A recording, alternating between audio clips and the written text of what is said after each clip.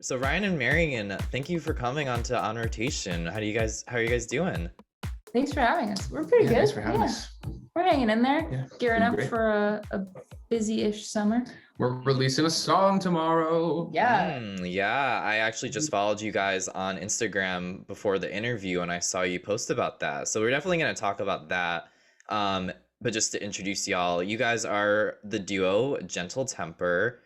And from looking you guys up and just getting a feel for who you are and your background, I really want to know why you decided to go into folk music specifically. Because, like I said, I was reading your bio and it seems like you guys dove really deep into this genre when you guys kind of came to be. So, was there any specific reason you guys decided to go in this direction musically? I think we didn't really decide. We just kind of when we first started playing together, it was just the two of us, and I mean, it still is, but it was just the two of us. I didn't play any instruments, so it was just us and a guitar. So we were just kind of singing and playing guitar, which lends itself pretty well to folk music, and was a good jumping off point. I think since then, we've kind of branched out, and I do think that folk is a pretty big umbrella. Mm-hmm. The traditional folkers would definitely, maybe disagree. not invite us to so many parties, if you will. Folk specific parties. Mm-hmm. But I do think that our music, genres are very fluid now. I think there's a lot of like crossover between different genres, and people do so many different combinations of genres and take inspiration from different eras of music and different styles of music, and then combine it into this like their own kind of bread dough of music, if you will. I had never done anything quite as like stripped back. I had been in high school. I was in like a big band, so it's kind of like, I want to be like heard, and maybe I want to sing something. Yeah. So it started from there, and I think since then we've branched off of folk a little bit, but I still would say that the music that we've been releasing falls under that umbrella somewhere. For sure. And I like that term you use, Marion, that bread dough. I've never heard anybody compare a type of music to that before. I'm just perpetually hungry, so the first like analogies that I think of are always food related. Well, we're recording around dinner time, so that's understandable. That's true. That's true. And I want to know too, because working as a duo, you can kind of bring different talents to the table, but then also the part of that is working together. So what would you say you guys kind of excel as individually, and then how do you use that to work together? Ooh. Oh man, wow. I excel at being totally frustratingly scattered, but excited about things. And Marion puts up with me. Oh, I was gonna say I'm really good at saying no to a lot of things. Yeah. So we balance each other out. Yeah, Ryan, hence the sporadicness and then the shutting down. Yeah. Yeah, exactly. And then we meet somewhere in the middle and find this like happy middle ground of stuff. We dreamed like very big for like what we want to do with our set. And like I think one of the things we added to our set, I was like Marion, why don't you like kick a snare? She's like, what are you mean like upright? Do they even make those? So we like go online, all this stuff. Long story short, there's a mom and pop shop in Michigan called Farmer Drums. Mm-hmm. And they gave us a little artist discount to try it out. And it's around here. It's right here. Somewhere. I love it. Yeah. I kick a snare now. So we okay. started, I played no instruments. I just sang and did like some little hand percussion. And now I play bass, kick snare. I have a keyboard that I play sometimes and a crash cymbal. Nice. And I also have a standing snare that I hit sometimes with a stick. Folk music. Does one of you kind of handle more of the instrumental side of things and one kind of does more of the singing, or is that like completely wrong for me to assume? We, in terms of our live show, we split the instrumentation fairly evenly. Ryan plays guitar and kick drum and hi-hat for the most part, and there's a little bit of trading that goes on. in terms of our live instrumentation. When it comes to writing, Rye does most of the music for most of our songs. I do a lot of lyric writing. Ryan also does a lot of lyric writing. So there's, you know, a balance there as well. But yeah, music is mostly Ryan. I come up with some things, but I have a harder music than I do with the lyrics. So no, that comes in part with working as a duo. Like you mentioned, you have this balancing act. So I think that all kind of works out well for you guys, it seems. And something else that I noticed from looking you guys up initially is that you mentioned that you have a lot of inspirational points when it comes to your writing influences. So Ryan, this might be more of a question for you, but have you noticed any like consistent things that constantly influence your writing style or just the music that you end up putting out? No. The only consistent artist I think I'd say I draw inspiration from is Unknown Mortal Orchestra, kind of a mouthful. He goes by UMO. This guy, Ruben Nielsen, he's kind of like a psych rocker, but the way he plays the guitar is like very innovative. It's very like spaced out kind of voicings. I was raised like a jazz guy. I'm kind of a reverse guitarist where like I started with the complex stuff and then I'm like, it's a little too complex. I want to like understand stuff. Like there was a time where I like wouldn't play a G chord because I thought it was like too simple. I was like that elitist douchebag. That kind of guy. Yeah. But I owe a lot to like Bill Evans, like cluster piano voicings that just like, I will hear like when we're building stuff out, I'll like hear certain things and I'll be like, that needs to be built there. And whenever I'm like doing harmonies, like for a line, I won't really like be like, oh, well, that's this chord, so we'll do this. I kind of just go into it and I'm like, does that sound good? Does that not sound good? Like I said earlier, I'm totally scattered, always excited, and it sometimes comes out good. So there's a lot of that with Gentle Temper. A lot of Sounds like organized chaos in a way. Yeah. Somebody's got to organize it, right? Yeah. Definitely. What about the pandemic in the past year? Has any different or unique influences kind of come up? Like obviously with artists being in isolation, you know, that kind of is a whole special scenario for someone to kind of curate and think of music. Totally. Yeah. I don't know if our, I guess our influences kind of changed. If anything, we've kind of started to embrace like different genres that we didn't think we would embrace before. And we've started doing this 2-hour writing challenge every week. So on Tuesdays, we set aside 2 hours. We sit down with our cameras and our recording equipment and whatever instruments we want to use that week. And we write a song and record it in 2 hours. And then we put those videos up on our Patreon and on YouTube. And that has really like allowed us to explore all the different avenues that we could go down musically, which has been really fun for me because I was always this kind of person who would write in spurts and like I wouldn't write for months. And then I would write like 3 songs and then nothing for months. And writing weekly has really made me realize that it doesn't really matter what I'm writing as long as I am writing. And it's been really fun. We've come up with some really cool songs in genres that I never thought I would explore. Yeah. It's been fun. Really, really cool to do that. So in that way, the pandemic has kind of broadened our musical minds, I guess. One way to put it. What about you? That's very well put. We played almost 200 shows the year before, less than 35 last year. Oh, wow. So we were kind of forced to just like figure something else out.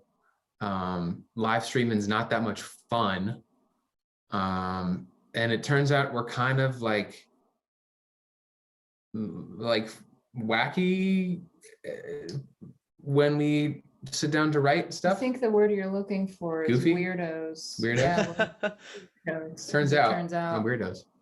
No, the 2-hour writing sessions have been like so much fun for me, and the shortest 2 hours of my life. Yeah. Absolutely. Like trying to write music, lyrics, record it all with percussion, and like make a song out of it.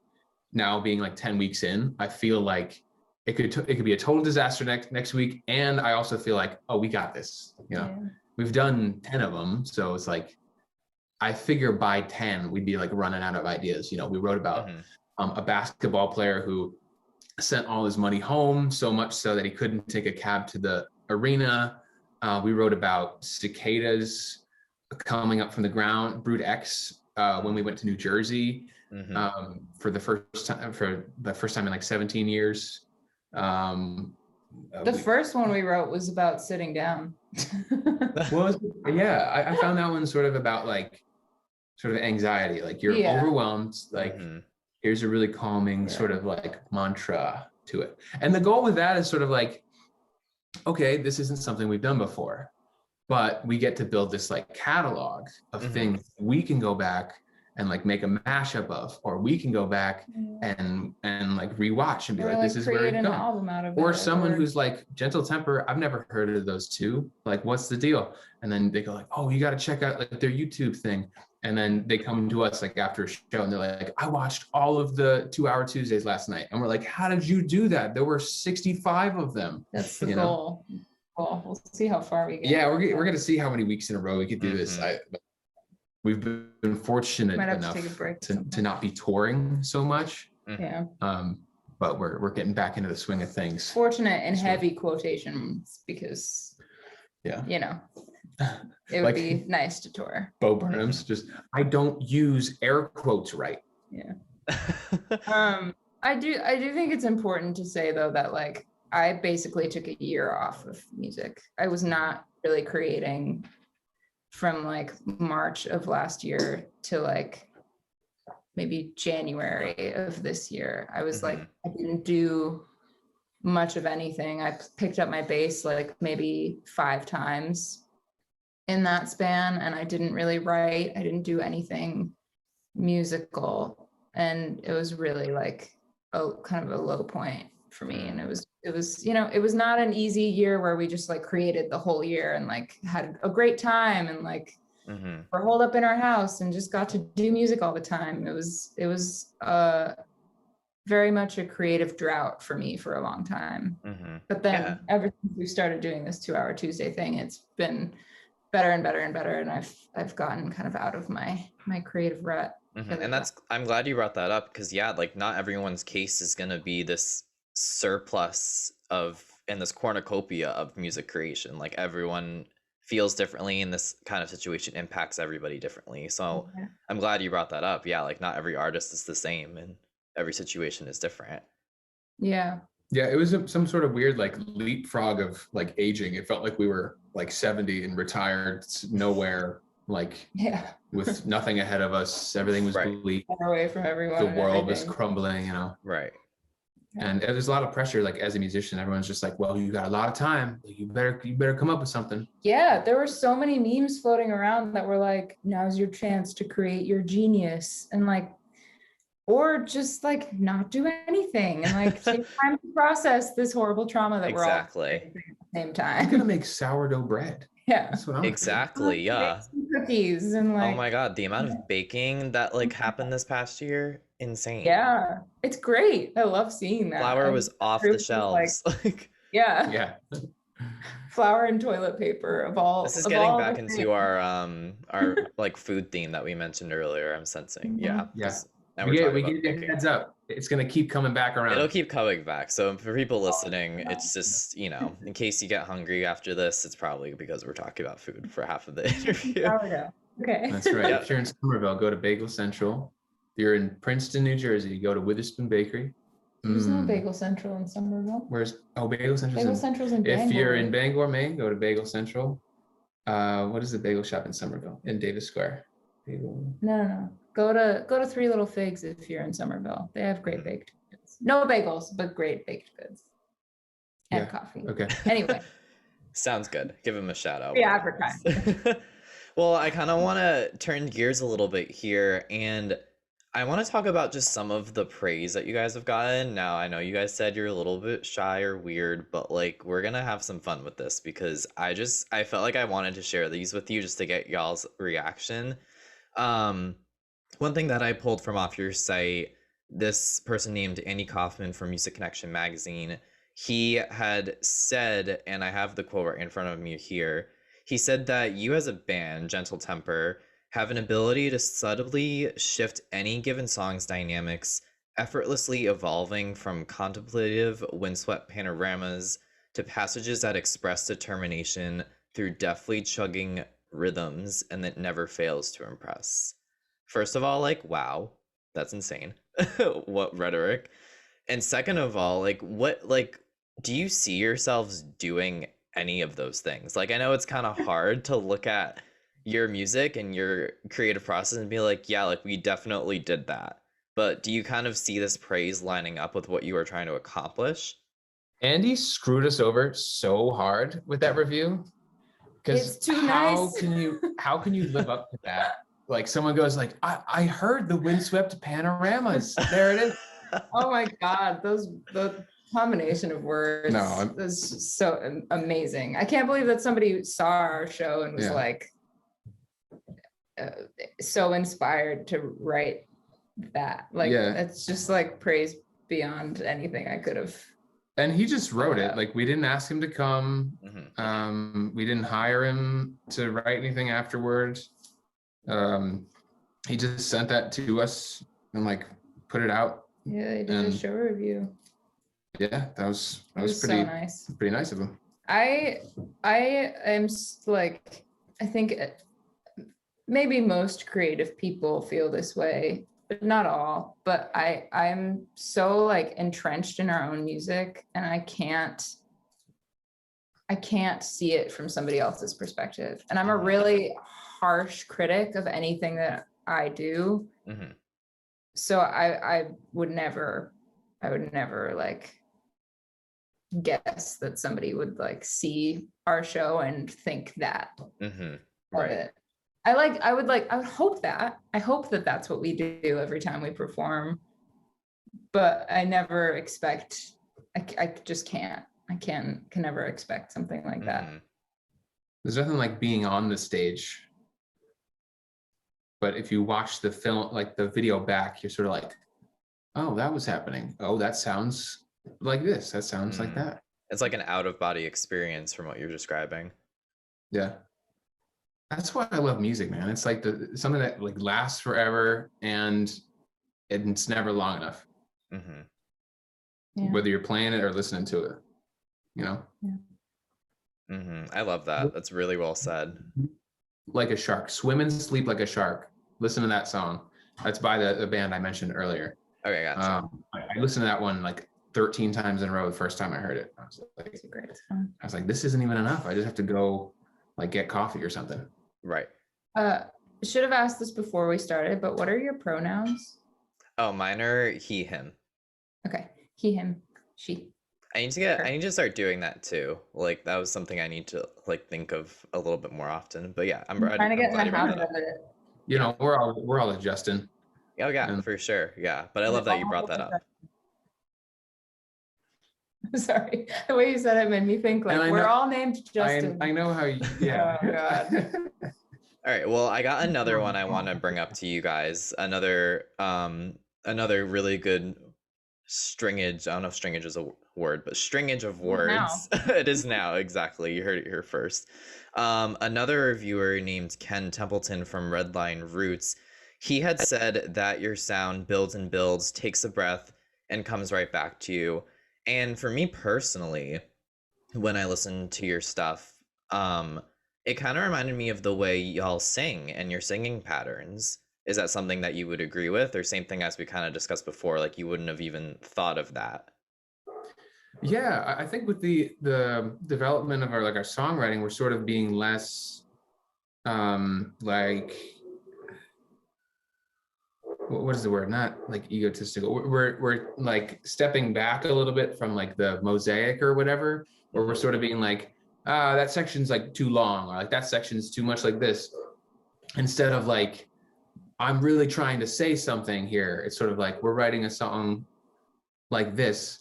And when we're starting out, we definitely took a lot of breaths, a lot of sort of like drawn out, like no tempo sections, a lot of like harmonies. Like at the start of Cut My Breaks, we really kind of would lean into that. We even had a live intro where we like extended the intro of the intro. Yeah, I'm a singer before I'm anything else, I think.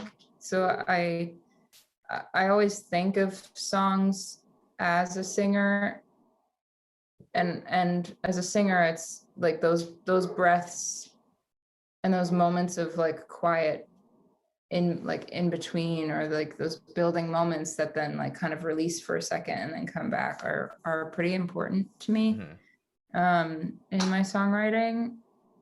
So that's one that I see more of in our songwriting, that review that Ken wrote, because it's a little more intentional for me. When I write stuff, I like to do those like long builds and then breath and then like total release. I like that. Yeah. So it sounded like he was kind of right on when he said that. I think so. At least from where I write from, or how I write. Yeah. Nice. Awesome. I like that process too. That's really, really cool. And now I want to like actually get into your music. We've been dancing around it. And to talk about the upcoming release that we mentioned earlier, which is hella exciting for both of y'all. And you have put out a couple singles over the years. Your first ones that I could find were in 2018. You had Ancient Tattoos and Cold Shoulder. And those also appeared on your album that you put out in 2018 too, which was called Our Warm Red. And then you put out a couple more singles after that, Triple Dog Dare and Good Talk. And now you have an EP coming out. So is all that information correct, or is there something I need to fix? The album is Our Warm Red Light. Our Warm Red. Oh, I literally have it written. I just did not say the last word. So yeah, correction. Our Warm Red Light was the album you put out in 2018. And like I said, included some of those other singles, Ancient Tattoos and Cold Shoulders. So yeah, like you guys have put out singles, you've put out a full album. So why the EP? Why, like, what is the process with this new project that's coming out? We're developing our sound a little bit. We had a drummer in the studio with us who performed with a trio before, and he would play guitar and use a kick drum. He's got insane internal timing. His name's Ben Burns. He was in Honeysuckle, and now he does a little bit for Darling Side. I highly recommend checking them out. They write very beautiful music. So he came into the studio with us, and he would just kind of like intuit a lot of things that like fit our style, but with a little bit more to it. And we realized we were kind of like holding ourselves back. We were like, well, we can do this stuff. How do we do it? You know, like an upright snare. Like, I don't know anybody who really does that, except for maybe like Tomato, that band. So we're trying to come up with certain things. You know, maybe one day I'll play some drums live. Marion's been learning some guitar. The EP is really, it's kind of we chose to do an EP so that we could kind of explore the sound without doing a full album, I think. We had like a handful of songs that worked well together.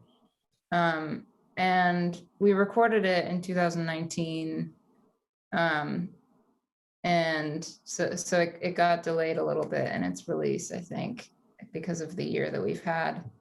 But it's I think anytime a band releases an EP, it's because they kind of have a piece of work that is not enough to be a full album, or they're like excited to continue developing on what they've done and they want to kind of like move on. And for me, it's moving on in a very like excited way, not in like oh, I'm so sick of this way.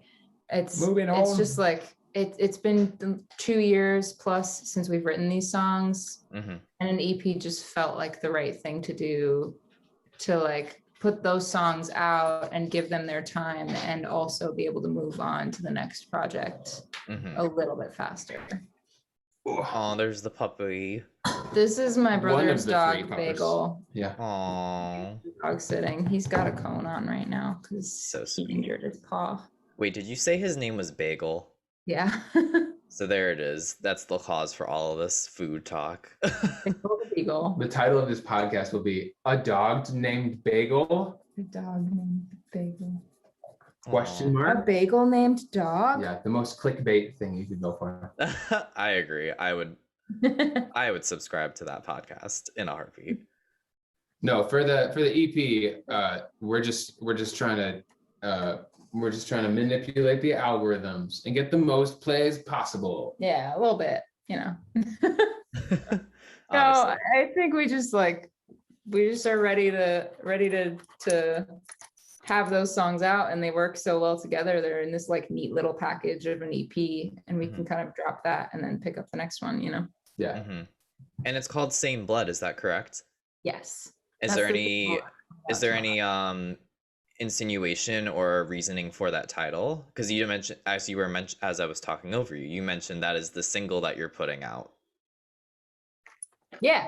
That song is it kind of started being, I'm the youngest of 4 siblings in my family, and it kind of started as me kind of angstily writing about how I've kind of always felt a little bit out of place. I'm 5 years younger than my closest sister, and then 7 and 10, so years apart. So I've always felt a little bit like weirdly floaty in terms of my age and where I want to be in my life. And it started there, and it started as kind of being about like finding your place in a big family and in the world. And I wrote this line at the end of it because none of my siblings really look alike. Like, I think if we're all next to each other, we look like we're part of the same family, but we don't really have, like, none of us look identical in any way. Right. And I wrote this line that says, "The blood that I bleed still matches yours," which is the closing line of the song. And that's where Same Blood, the title, came from. It was like a different way to say that line. Gotcha. But it's really just about like, we're all like people in the world, and we all look a little different, and we all have different places in the world, and our families, our chosen families, and that doesn't really matter because we can all just coexist. She wrote this one line in the song, no matter how long I've waited for water, I won't drink from the poison well. I really like that because it's I do too. kind of open-ended, but it's also kind of like you're gonna be tempted by like what's easy and what's there, and like what someone has like put there for you, or like just what is available, and you kind of have to use your own judgment. You have to be your own person. I find that kind of powerful, so I always let it rip when we play that song. That's heckin' beautiful. Wow, I'm like starstruck by you guys. Can we be friends after this? Yeah, of course. Oh my It's gosh. like you guys make me want to like go out at night and just sit under the stars and talk about life. I was like, this feels right. This feels amazing. Not gonna lie, if you're up in like Maine, or I guess really anywhere that is not flooded by city lights, that's one of the best things to do in the summer. I Or love it. in winter. In the winter up here, it's even better because, yeah, it's cold as hell, but the sky is so clear on clear nights because it's so cold. There's no humidity to make it like hazy. Scientists don't come at me for that because I don't think that's accurate. But you know what I'm trying to say? Excuse me, I study In winter, mythology. in winter, like the clearest that it can be, and you can see the most No, that stars. makes sense. I think that makes sense. Do you listen to the podcast Ologies? No, I've never heard of it actually. Marion introduced me to it, and now I just bring it up to everybody. And We're one day she's total gonna be like, nerds for "Shut it." up, Ryan." It's amazing. It's this one woman just like interviews doctors or experts in fields of like Any topic you can think of. luminology, study of wolves. Maybe I She's have done- heard of it actually now that you mention it. Yeah. Allie Ward, Kidneys, yeah. like anything. We listened to one. We listened to one volcanology. about lightning, and then like one about bats. Mm-hmm. There's just like it's endless. It's Anything so and everything. Yeah. That It's a sounds really, great really cool. Yeah, I might have to It check it out. inspired a couple of our songs for our At weekly least two, yeah. 2-hour writing challenge. Mhm. That's awesome. Something else I want to ask you guys about is the charities that you've worked with and helped supported over your musical career. Just a couple, just to name a few out of the list that I saw. You've played in support for the Animal Refuge League. Gotta give the shout out to the puppy because he's there. Help the Yeah. animals. American Civil Liberties Union. You have the Billhawks Foundation, Relay for Life, Gaining Ground. Like there's a ton that you guys have played in support of. Why is it important for you guys to give back to these organizations? It's a lot of stuff that we believe strongly in. I've always like loved animals and like been confused why people are afraid of some of them, which, you know, that's their own life experience. That's fine. But to me, it's just like, if you show the animal fear, you'll like, they're going to wonder like, what's wrong? Like there's something I need to be afraid about. Animals also aren't a monolith. Yeah. I just love animals, and I think they all deserve a shot. Love, a shot of at love, not like a shot. Not an actual shot. Maybe like a rabies shot, Yeah. just in case. That's fair. Yeah, I think at the end of the day, like we're doing what we love, like for as much of a living as we can make right now. But we're doing what we love, and not everybody can say that. And I feel sort of borderline like obligated to help out in whatever like minute way we can, or like bring some attention to it. Tomorrow, Same Blood is up on sale on Bandcamp, and Bandcamp is giving their share to the NAACP, and we're going to give all of our share from the sales to that as well. Just, you know, I didn't vote in the first election that I could have, and I kind of regret that. This past year or two has kind of put a lot of things in perspective. I won't put words in your mouth, but it's put a lot of things in perspective about like, you know, getting older and like having responsibilities and not just being like some fucking kid going to college playing music, you know? Recognizing that there's a world outside yourself too. Right. It's a learning curve for young people, I think. Yeah. I think I've wanted to support these organizations and charities, and I want to continue to do that in whatever way we can, because like financially I can't really do much.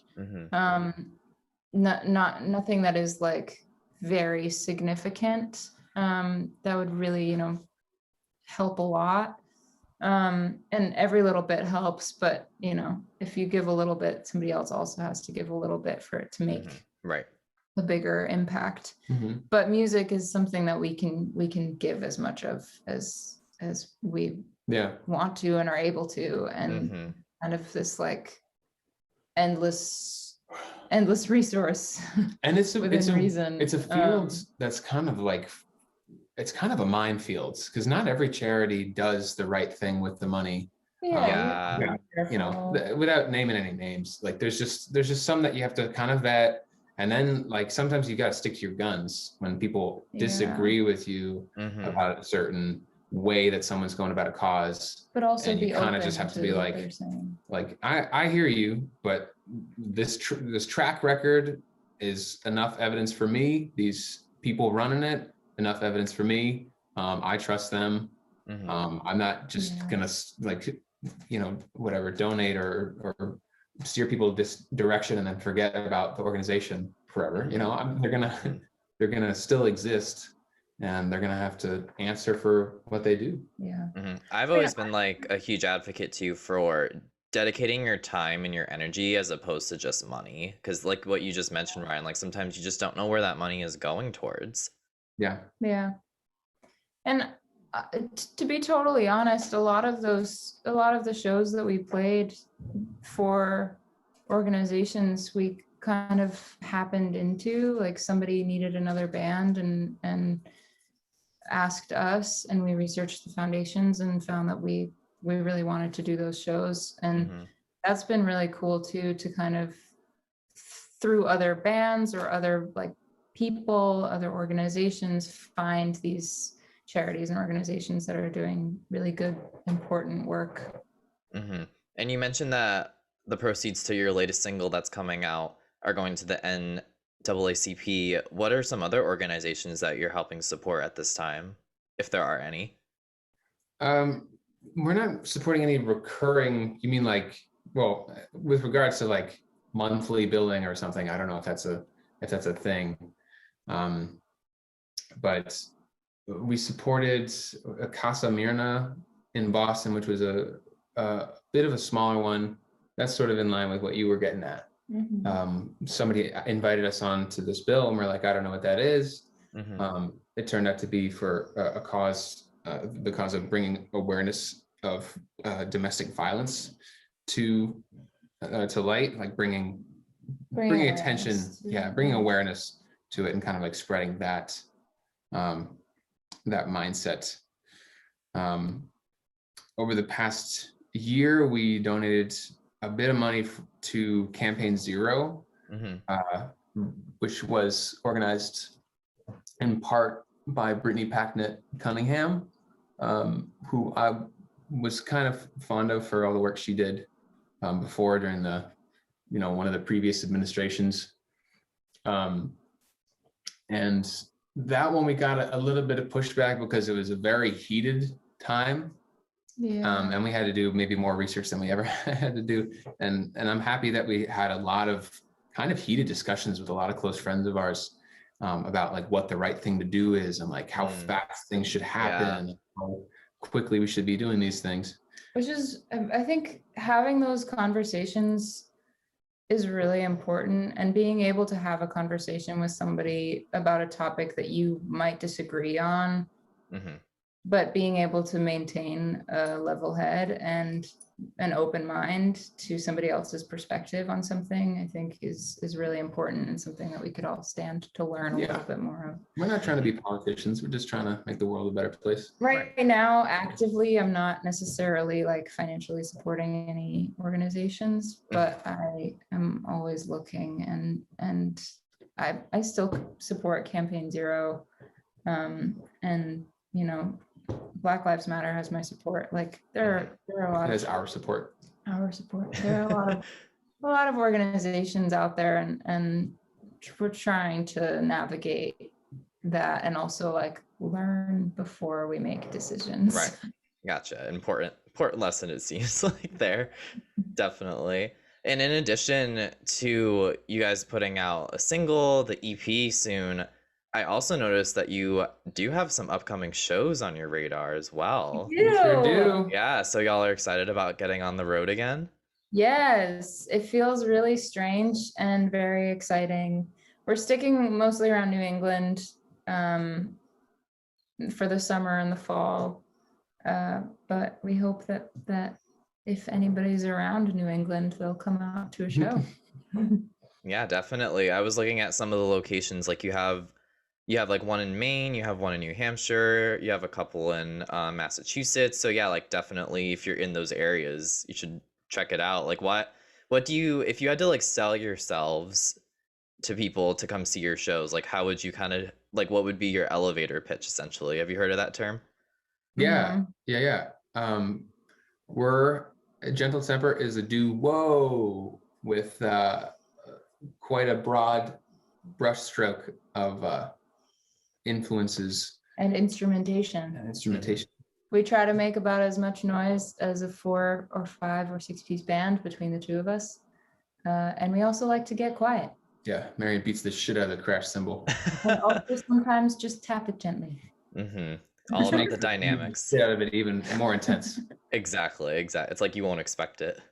Was that a good elevator pitch? Would you come see us if we? Hey, I'm sold. I liked that. I thought that was really, really good. And the fact that Ryan delved right into it too, he was like, I've been waiting for this moment. I made you believe that, didn't I? He does love describing us. Hey, as fake it till you make it. Am I right? It happens sometimes. True. Yeah.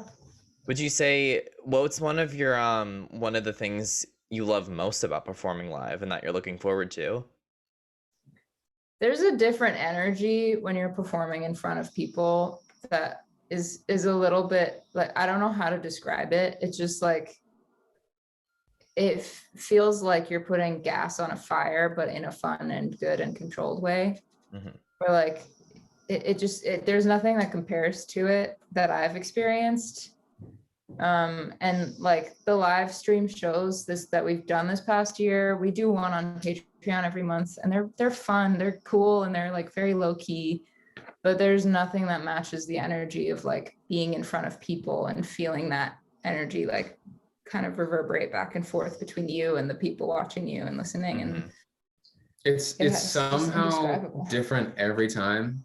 I had the most fun I ever have on the face of the planet, and so forgettable, which sounds weird to say, but while we're doing it, it is all of the things that I described. And then as soon as we're off the stage, I'm like, I don't have it now. I want to feel that way again. Yeah. I forget what that feels like. Let me search it out. And it's always different, depends on the crowd. We played our first show in like 6 months. To a crowd of 7 people, and it was like more. It was a birthday party. It was more stress than we've had playing to like 2,000 people. Yeah, but it was so fun. It was such a sweet evening. It's different every time. Yeah. Well, what else can we expect from you guys in the future? Like, obviously, we've teased the EP and the single. Are you working on some more YouTube videos, like you mentioned, that writing session that y'all have been doing? Yeah, we release a video every week on YouTube. It goes out on Mondays, and we've just been working on a bunch of stuff. We've got covers that we work on and we do on our Patreon and YouTube, and we do a live stream on our Patreon every month. Yeah, just a whole lot more music. Yeah, Patreon's got a lot going on, and the public's got a lot of stuff coming. Yeah. Yeah. That's great. Well, thank you guys again for coming on, Ryan and Marion with Gentle Temper. Before I let you guys go, why don't you just let people know where they can find you, stream your music, all that good stuff? Yeah, of course. You can find our music anywhere that you can stream music. So Spotify, Tidal, Apple Music, anything. We want you to stream it on Spotify, and we want you to subscribe to our YouTube page. We also want you to stream it anywhere else in addition. But mostly Spotify. But mostly all of the places. Is that for like analytic reasons?